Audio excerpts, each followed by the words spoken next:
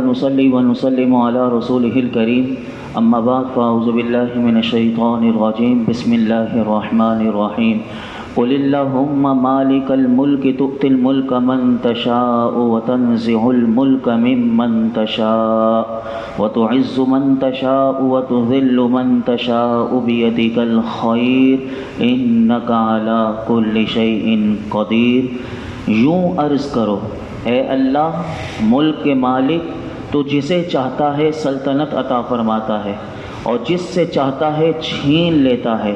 اور تو جسے چاہتا ہے عزت دیتا ہے اور جسے چاہتا ہے ذلت دیتا ہے۔ تمام بھلائی تیرے ہی ہاتھ میں ہے، بے شک تو ہر شے پر قدرت رکھنے والا ہے۔ فتح مکہ کے موقع پر سید الانبیاء صلی اللہ علیہ وسلم نے اپنی امت کو ایران اور روم کی سلطنت کی بشارت دی کہ یہ مسلمانوں کے ہاتھ میں آئے گی، تو اس پر یہود اور منافقین، کیونکہ وہ موجود تھے وہاں پر، انہیں بڑا تعجب ہوا اور وہ سمجھ رہے تھے کہ یہ سب سے زیادہ سپر پاور اور طاقت رکھنے والی وہ قوم ہے۔ تو اس وقت یہود اور منافقین نے کہا کہاں محمد مصطفیٰ صلی اللہ علیہ وسلم اور کہاں روم اور فارس کے ملک، تو یہ تو بڑے زبردست اور نہایت محفوظ ملک ہیں۔ یعنی اس وقت یہود یہ سمجھتے تھے کہ ان کے پاس سب کچھ ہے، یہ محفوظ بھی ہیں اور زبردست قوت رکھنے والے ہیں۔ اور اس وقت اللہ رب العالمین نے یہ آیت کریمہ نازل کی اور فرمایا کہ یہ ہو کر رہے گا۔ اور پھر لوگوں نے دیکھا اور صحابہ کرام کو میرا آقا علیہ الصلوۃ والسلام نے یہ بشارت دے دی تھی۔ اللہ رب العالمین نے اپنے محبوب کی یہ زبان سے جو ارشاد فرمایا، یہ وعدہ پورا ہو کر رہا۔ تو یہاں سے اس آیت سے ایک ہمیں بھی عقیدہ ملا اور ہر بات ہمیں سمجھا دی گئی کہ سلطنت اور حکومت بلکہ کائنات کا ہر ذرہ ذرہ جو ہے وہ اللہ رب العالمین کی ملکیت میں ہے، یعنی ملک میں ہے، وہ جسے چاہے عطا فرمائے۔ کتنی بڑی بڑی سلطنتیں گزری ہیں، اگر کوئی سیرت پڑھنے والے ہیں، جو تاریخ کا مطالعہ کرنے والے ہیں، وہ جانتے ہیں کہ کتنی بڑی سلطنتیں گزری۔ آج کوئی ان کا وہ پہلے تصور بھی نہیں کر سکتا تھا کہ کبھی یہ فنا ہوں گی، لیکن اللہ مالک الملک ہے، زبردست قوت اور قدرت کا ایسا ظہور ہوا ہے کہ آج ان بڑی بڑی سلطنتوں کے نام و نشان تک مٹ گئے۔ آپ نے تاریخ میں سنا ہوگا کہ یونان کا سکندر اعظم، عراق کا نمرود، ایران کا کسریٰ و نوشیروان، ضحاک اور فرید و جمشید، مصر کے فرعون، منگول نسل کے چنگیز خان اور ہلاکو خان، یہ بڑے بڑے نامور حکمران یہ گزرے ہیں۔ لوگ پڑھتے ہیں، ان کی پوری ایک داستانیں ہیں کہ کیسے بڑے بڑے حکمران تھے، لیکن انہوں نے اس حکمرانی کو غلط استعمال کیا۔ آج صرف قصے کہانیوں میں ان کے نام باقی رہ گئے، اور باقی ہے تو میرے رب العالمین کا نام باقی ہے، حکومت باقی ہے تو میرے رب کی باقی ہے اور اسی کو بقا ہے۔ اور یوں ہی بتا دیا کہ عزت اور ذلت دینا یہ رب کے ہاتھ میں ہے، رب کے قدرت میں ہے، دست قدرت میں ہے۔ دور دراز کے گاؤں بستیوں سے چھوٹے اور غریب خاندانوں سے اٹھا کر وہ تخت حکومت پر انہیں بٹھا دیتا ہے، کوئی غلام ہوتا ہے اسے بادشاہت دے دیتا ہے۔ یہ سب اللہ کی قدرت میں ہے۔ حضرت داؤد علیہ السلام کے بارے میں آپ نے پیچھے سنا، کہاں سے وہ اللہ رب العالمین نے آپ کو سلطنت عطا کی تھی دوسرے پارے کے اختتام پر، تو کیسے اللہ رب العالمین اپنے نبیوں کو بھی دیتا ہے، اور کیسے اگر کوئی غلام ہو جس کا کوئی جاننے والا نہ ہو لیکن اللہ رب العالمین اسے عزتوں کے تاج دے دیتا ہے۔ اور معاشرے کے وہ لوگ کہ جو معزز ترین کہلاتے ہیں، بلکہ دوسروں کو عزتیں دینے والے ہوتے ہیں اور لوگوں کو خلعتیں عطا کرنے والے ہوتے ہیں، لیکن ایسے ہی لوگ جب ظلم کرتے ہیں تو پھر ان لوگوں کو ذلت اور گمنامی کے عمیق گڑھے میں پھینک دینا اسی احکم الحاکمین رب العالمین کی قدرت میں ہے۔ تو یہ آیت مبارکہ ہمیں پیغام دے رہی ہے کہ جو کام بھی بندہ کرے دوسروں کو دکھانے کے لیے کہ مجھے اس سے عزت ملے گی، نہیں، بلکہ بندہ اللہ کے لیے کرے، کیونکہ عزت اور ذلت میرے مالک کے ہاتھ میں ہے۔ کوئی دنیا کا اگر کوئی چاہے کہ میں کسی کو ذلیل کر دوں، کوئی کسی کو ذلیل نہیں کر سکتا، کوئی کسی کو عزت نہیں دے سکتا۔ وَلِلَّهِ الْعِزَّةُ جَمِيعًا، عزت تو ساری کی ساری اللہ کی ہے، عزت اللہ کے رسول کی ہے، عزت مومنین صالحین کی ہے۔ تو یہی بات ہمیں پتہ چلی۔ آگے اگلی آیت میں ارشاد فرمایا تولج اللیل فی النہار وتولج النہار فی اللیل وتخرج الحی من المیت وتخرج المیت من الحی وترزق من تشاء بغیر حساب۔ تو رات کا کچھ حصہ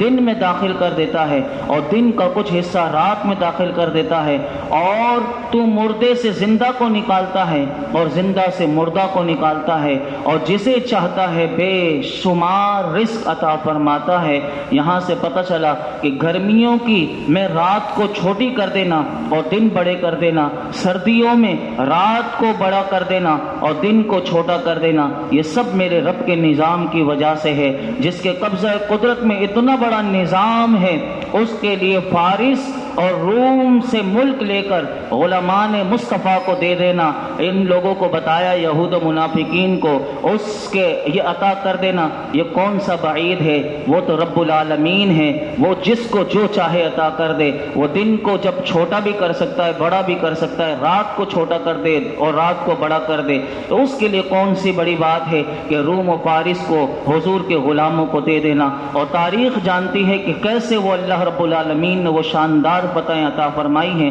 روم و فارس کی آپ پڑھیے تو آپ کو پتہ چلے گا اللہ رب العالمین نے کیسے وہ عزتوں کے تاج صحابہ کرام کو عطا فرمائے تھے۔ اسی طرح اس میں فرمایا کہ تم مردہ سے زندہ کو نکالتا ہے۔ اللہ رب العالمین کی قدرت بتائی جا رہی ہے کہ ہمارا رب کون ہے۔ فرمایا کہ وہ مردوں سے زندہ نکالنا، جیسے زندہ انسان کے یعنی زندہ انسان کو بے جان نطفے سے، اور پرندے کے زندہ بچے کو بے روح انڈے سے، اور فرمایا زندہ دل مومن کو مردہ دل کافر سے، اور یوں ہی زندہ سے مردہ نکالنا، اس طرح کہ جیسے زندہ انسان سے بے جان نطفہ، اور فرمایا کہ زندہ پرندے سے بے جان انڈا، اور زندہ دل ایماندار سے مردہ دل کافر۔ یہ ساری مثالیں ہمارے سامنے ہیں کہ ہم دیکھتے ہیں کہ کس طرح ابو جہل جیسے یہ مردہ ہے، کافر ہونا یہ مردہ ہے، یعنی ایمان جس کے پاس نہیں وہ مردہ ہے، تو اسی کے گھر میں حضرت اکرمہ جو صحابی رسول بنے۔ یہ ساری مثالیں ہمیں نظر آتی ہیں۔ ایک انڈا بے روح ہے، لیکن اسی سے اللہ رب العالمین زندہ چوزے کو نکال دیتا ہے، اور وہی انڈا بھی کیسے وہ مرغی سے نکل جاتا ہے، کیسے نکل جاتا ہے، اور انسان کیسے بن جاتا ہے، وہ سب اس کے دست قدرت میں ہے۔ تو انسان تو اس سے اپنی لو لگا، اس کی بارگاہ میں آیا کر، تو دنیا کے ان جمیلوں میں ان چیزوں میں نہ پڑ جایا کر۔ تجھے جو چیز چاہیے تو اپنے رب کی بارگاہ میں آ، اس سے مانگ، وہ ہر چیز عطا کرنے والا ہے، اس کے خزانے بھرے ہوئے ہیں۔ یہاں تک کہ یہ مفسرین ایک درس قرآن میں نے سنا کہ وہ فرماتے ہیں کہ یہ اسم اعظم والی آیت ہے، اور ایک اور تفسیر میں بھی ہمیں اس کا حوالہ ملتا ہے کہ جس کا قرضہ ہو تو وہ بھی یہ دو آیتوں کو پڑھے، آیت نمبر 26 اور 27، یہ جو میں نے اس کا ترجمہ اور تفسیر آپ کے سامنے بیان کی ہے سورہ آل عمران کی آیت نمبر 26 اور 27 ہے۔ اسے بندہ اگر نماز کے بعد ایک بار بھی پڑھ لے تو جو صوفیہ لوگ ہیں جو وظائف کی دنیا میں ہیں وہ یہ فرماتے ہیں کہ کبھی انشاءاللہ اسے فاقہ نہیں ہوگا، یعنی اللہ رب العالمین کی اس یہ اتنی زبردست آیت ہیں کہ انشاءاللہ اس کی جیب کبھی بھی خالی نہیں ہوگی۔ اللہ کے دست قدرت کا یہ جو سارا بیان اس آیت میں ہے، ساری چیزیں اس میں بیان کر دی گئی ہیں۔ تو یہ دو آیتیں زبانی یاد کر لیجئے گا اور اسے پڑھتے رہیں اور اس کا ترجمہ اور مفہوم بھی ذہن میں رکھیں۔ آگے اللہ رب العالمین نے آیت نمبر 28 میں سورہ آل عمران کی فرمایا لا يتخذ المؤمنون الكافرین اولیاء من دون المؤمنین ومن يفعل ذلك فليس من الله في شيء الا ان تتقوا منهم تقاه ويحذركم الله نفسه والى الله المصير۔ مسلمانوں کو چھوڑ کر کافروں کو اپنا دوست نہ بنائیں، جو کوئی ایسا کرے گا تو اس کا اللہ سے کوئی تعلق نہیں، مگر یہ کہ تمہیں ان سے کوئی ڈر ہو، اور اللہ تمہیں اپنے غضب سے ڈراتا ہے اور اللہ ہی کی طرف لوٹنا ہے۔ یہاں پر حضرت عبادہ بن صامت رضی اللہ تعالی عنہ، یہ صحابی رسول ہیں، جب جنگ احزاب ہو رہی تھی اس کے موقع پر انہوں نے سید دو عالم صلی اللہ علیہ وسلم سے عرض کیا کہ حضور میرے 500 یہودی جو ہیں وہ حلیف ہیں اور میرے دوست ہیں، میری رائے ہے کہ میں دشمن کے مقابلے میں ان سے مدد حاصل کروں۔ اللہ رب العالمین نے یہ آیت مبارکہ نازل کر دی اور بتا دیا کہ کافروں کو دوست بھی نہیں بنایا جا سکتا اور کافروں کو مددگار بھی نہیں بنایا جا سکتا۔ تو اس سے پتہ چلا کہ کافروں سے دوستی کبھی بھی نہیں کرنی چاہیے، اور کفار سے دوستی اور ان سے محبت یہ ممنوع اور حرام علماء نے فرمایا کہ ایسے کافروں کو رازدان بنانا اور ان سے اپنا قلبی تعلق رکھنا یہ ناجائز ہے۔ فرمایا کہ البتہ اگر جان یا مال کا خوف ہو تو ایسے وقت میں صرف ظاہری برتاؤ ان کافروں سے ہو سکتا ہے، یعنی ظاہری میل برتاؤ کی اجازت دی گئی، یہ نہیں کہ ان کافروں سے اگر آمنا سامنا ہو جائے تو فرمایا کہ ایمان چھپانے اور جھوٹ بولنے کو اپنا ایمان اور عقیدہ بنا لیا جائے، بلکہ فرمایا ایسا نہیں کر سکتے، بلکہ باطل کے مقابلے میں ڈٹ جانا اور اپنی جان تک کی پرواہ نہ کرنا یہ افضل ہے۔ اور جیسے کہ حضرت امام حسین کی مثال یہاں پر لکھی ہوئی ہے کہ حضرت امام حسین رضی اللہ تعالیٰ عنہ نے کربلا کی سرزمین پر اپنی جان دے دی، لیکن وہ حق کو نہ چھپایا اور یزید کے ہاتھ پر بیعت نہ کی۔ آیت کریمہ میں کفار کو دوست بنانے سے منع کیا گیا۔ اس سے یہ بھی حکم سمجھا جا سکتا ہے کہ مسلمانوں کے مقابلے میں یعنی مسلمان سے اتحاد نہ کرے بلکہ مسلمان کافروں سے اتحاد کرے، تو یہ کتنا خطرناک ہے۔ اس آیت مبارکہ کے اگر پیش نظر مفسر قرآن ایک وہ فرما رہے تھے کہ اس کی مثال آج دیکھی جا سکتی ہے کہ ہم آج جو کافروں سے بڑی دوستیاں کرتے ہیں، ایک ملک اللہ رب العالمین نے آج اپنی آنکھوں سے ہم دیکھ سکتے ہیں، افغانستان کی سرزمین پر جنہوں نے سارے کافروں سے بائیکاٹ کر دیا، اللہ رب العالمین نے ان کے پاس کوئی طاقت نہیں، لیکن آج دیکھیے کہ وہ سارا اللہ رب العالمین نے انہیں عزتیں۔ آج بھی کوئی اگر ان کے خلاف بکواس کرے تو وہ آج بھی کہتے ہیں تم اپنے معاملات میں، وہ اپنے ملک کے معاملات میں تم بول سکتے ہو لیکن ہمارے ملک کے معاملات میں دخل اندازی کرنے کی تمہیں اجازت نہیں۔ آج بھی وہ بیانات اخبارات میں آتے رہتے ہیں، ہم دیکھتے ہیں۔ تو یہ صرف دوستی کی ان لوگوں کا آج وہ جو افغانستان کی سرزمین پر وہ جو خالص جن کا تعلق اللہ سے، اور انہوں نے کہا کہ صرف اللہ کی یعنی، اور وہ کس طرح ان کے پاس کچھ بھی نہیں تھا لیکن انہوں نے گھٹنے ٹیک دیے۔ وہ جو سپر پاور اپنے آپ کو کہنے والے ہیں ان کا سارا اسلحہ، سارا بارود، سارے میزائل سب برباد ہو گئے، لیکن اللہ نے کامیابی کسے دی کہ جو کافروں کو دوست نہ بنائے، جو مسلمانوں کو دوست بنائے۔ تو یہ آیت مبارکہ آج ہم اپنی آنکھوں سے اس کا نظارہ دیکھ سکتے ہیں۔ آگے اللہ رب العالمین نے ارشاد فرمایا قل ان تخفوا ما في صدوركم او تبدوه يعلمه الله ويعلم ما في السماوات وما في الارض والله على كل شيء قدير يوم تجد كل نفس ما عملت من خير محضرا وما عملت من سوء تود لو ان بينها وبينه امدا بعيدا ويحذركم الله نفسه والله رؤوف بالعباد۔ تم فرما دو کہ تم اپنے دل کی بات چھپاؤ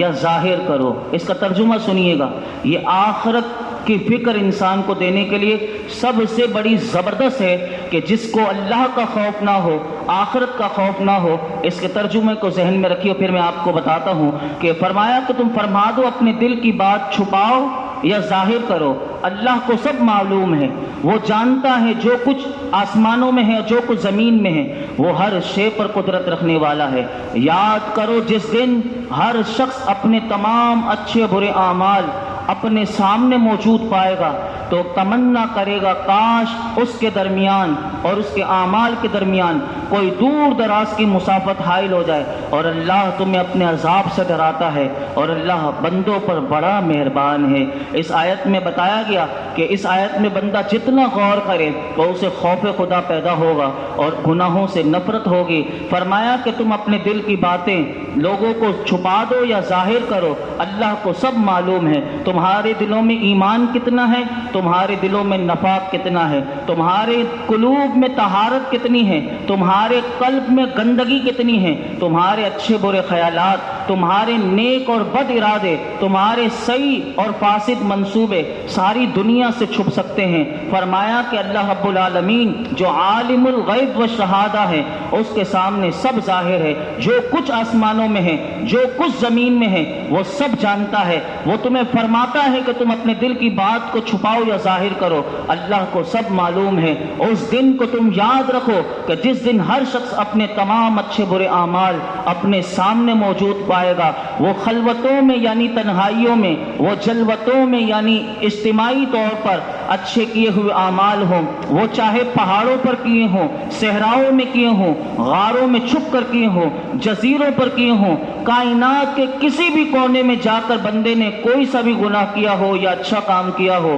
ایک ایک ذرہ کل قیامت کے دن اس کے سامنے آئے گا۔ اور جب وہ اپنے اعمال کو دیکھے گا تو اس وقت قرآن کے تحت تمنا کرے گا کاش میرے اس اعمال کے درمیان اور میری درمیان اتنا فاصلہ ہو جائے کہ میں اس اعمال کو دیکھ نہ سکوں۔ یعنی اس وقت بندہ تمنا کرے گا ان اعمال کو مجھ سے دور کر دو۔ تو یہ بتا رہی ہے آیت مبارکہ اس وقت کسی کو بھی ان اعمال سے چھٹکارا نہیں ہوگا اور ایسا ہو نہیں سکے گا۔ ہمارے اسلاف جب ان آیتوں کو پڑھتے تھے تو کیسی وہ توبہ اللہ کی بارگاہ میں کرتے تھے، کیسے اپنے آپ کو پاک کرتے تھے۔ میں صرف دو جھلک، کیونکہ ہمارا وقت ہو گیا، میں 2-3 منٹ آپ کے لوں گا اور اس آیت کے لیے کہ کیسے عمل کرتے تھے اس کی ایک جھلک دکھاؤں میں آپ کو۔ حضرت توبہ بن سمر رضی اللہ تعالی عنہ، آپ نے اپنے نفس کا محاسبہ کرتے ہوئے، کیونکہ انسان اپنے آپ کا ہی احتساب کرے، ایک دن حساب لگایا کہ میری عمر کتنی ہے۔ تو آپ نے اپنی عمر لگائی تو اس وقت آپ کی عمر تھی 60 سال، 60 ایئر۔ آپ نے 60 ایئر کو ڈیوائڈ کیا کہ میری زندگی کے دن کتنے بنتے ہیں 60 سال میں، تو حساب لگایا تو بنے 21,500۔ آپ نے یہ حساب دن لگائے، پھر آپ نے اس وقت ایک چیخ آپ کی نکل گئی کہ 21,500 میرے زندگی میں دن آئے 60 سال میں۔ تو آپ نے کہا اگر میں نے روزانہ اگر ایک گناہ کیا ہو تو آپ نے اس وقت وہ تصور میں اللہ کی بارگاہ میں کہ میں جب اس کی بارگاہ میں جاؤں گا تو گویا کہ میرے 21,500 گناہ ہوں گے۔ تو آپ کا یعنی اس وقت میں اس 21,500 گناہوں کے ساتھ اپنے رب سے ملاقات کروں گا، اور کہا اگر میرے روزانہ کے 10,000 گناہ ہوں تو میں 10,000 کو ملٹیپلائی کروں 21,500 سے تو کتنے کروڑوں گناہ بن جاتے ہیں۔ کہتے ہیں کہ اس وقت ان کا دل یعنی ایسی چیخ نکلی کہ ان کی روح نکل گئی۔ یعنی یہ ہے نفس کا محاسبہ اور اللہ کا خوف۔ اور اسی طرح دیکھیے کہ گناہ بندے کو اگر یہ باتیں پتہ ہوں تو گناہ کے وقت انسان کو اگر خوف خدا آ بھی سکتا ہے۔ اس کی بھی مثالیں ملتی ہیں۔ ایک شخص ایک عورت پر فریفتہ ہو گیا، یعنی اس پر عاشق ہو گیا، اب وہ کیونکہ جب کسی سے عشق ہو جائے تو بندہ اسی کے تصور میں ہر وقت رہتا ہے۔ تو امام غزالی رحمۃ اللہ علیہ مکاشفۃ القلوب میں یہ مثال لائے ہیں سمجھانے کے لیے کہ خوف خدا ہر وقت بندہ اللہ کے لیے، اگر اللہ کی محبت ہو، اگر گناہ کے وقت بھی رب کرم کر دیتا ہے کہ کسی کو بچانا چاہے تو کیسے بچا دیتا ہے۔ اب یہ شخص تھا، یہ اس عورت سے اتنی محبت کرنے لگا کہ اس تصور میں کہ میں کبھی موقع ملے تو اس عورت سے اپنے دل کی بات کر دوں۔ تو امام غزالی کہتے ہیں کہ وہ عورت پہلے زمانے میں قافلے جایا کرتے تھے تو پورے قافلوں کے ساتھ جایا کرتی تھی، تو فرماتے ہیں کہ وہ عورت کسی کام سے قافلے والوں کے ساتھ روانہ ہو گئی تو یہ آدمی بھی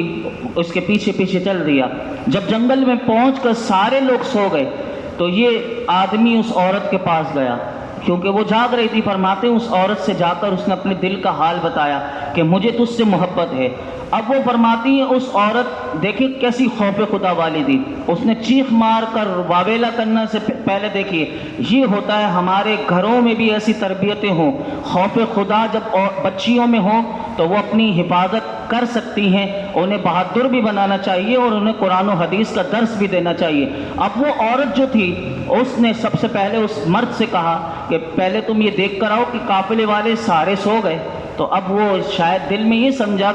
کہ شاید یہ عورت بھی مجھ سے محبت کرتی ہے، جب ہی یہ کہہ رہی ہے دیکھ کر آؤ کہ سارے قافلے والے سو گئے۔ تو وہ کہتا ہے کہ میں دیکھنے گیا اور گھوم کر آیا تو میں نے اس عورت سے کہا کہ جائزہ لے کر آ گیا، سارے لوگ سو گئے ہیں۔ تو اس عورت نے اب اس سے ایک سوال کیا، وہ عورت کہنے لگی کہ یہ بتاؤ تمہارا اللہ کے بارے میں کیا، تم اللہ کے بارے میں کیا کہتے ہو، کیا وہ اس وقت سو رہا ہے؟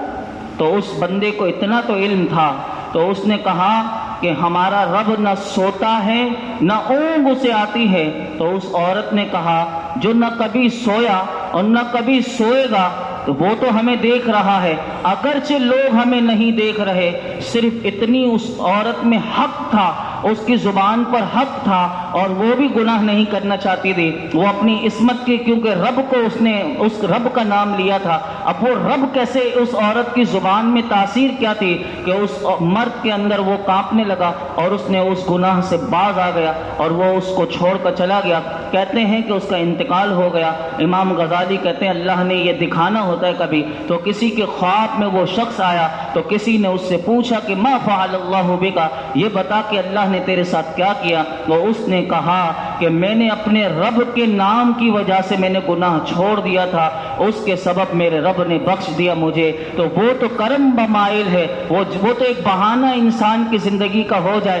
کون سا لمحہ قیمتی ہوتا ہے قبول ہو جائے۔ وہ کہتا ہے اللہ نے مجھے اسی گناہ کو صرف اس کے نام پر چھوڑا تھا، اس نے مجھے بخش دیا۔ اللہ رب العالمین ہم سب کے بھی گناہوں کو معاف فرمائے۔ الحمدللہ رب العالمین والصلاة والسلام علی سید الانبیاء والمرسلین وعلی آلہ واصحابہ اجمعین۔ یا اللہ پاک جو کچھ ہم نے سنا اپنی بارگاہ میں قبول مقبول فرما، ہمیں قرآن حکیم کا نور عطا فرما، قرآن حکیم کو صحیح طور پر سمجھنے اور اخلاص کے ساتھ سمجھنے سمجھانے کی توفیق عطا فرما، ہمیں للہیت عطا فرما، ہمیں بھی گناہوں سے بچنے والا بنا دے، ہمیں اپنی سچی محبت عطا فرما، اپنا خوف نصیب فرما، اپنی رحمت کا ہم تجھ سے تیری رحمت کا سوال کرتے ہیں، اے رب کریم ہم سب پر اپنی رحمت و فضل و کرم کی بارش فرما۔ درس قرآن کا صدقہ یہ جتنے حاضرین موجود ہیں ان سب کی خالی جھولیوں کو بھر دے یا اللہ۔ قرآن کی برکتیں رحمتیں ہمیں، ہمارے گھر والوں کو، ہمارے ملک کے ہر ایک کو نصیب فرما۔ وصلی اللہ تعالی علی خیر خلق محمد وعلی آلہ وصحبہ۔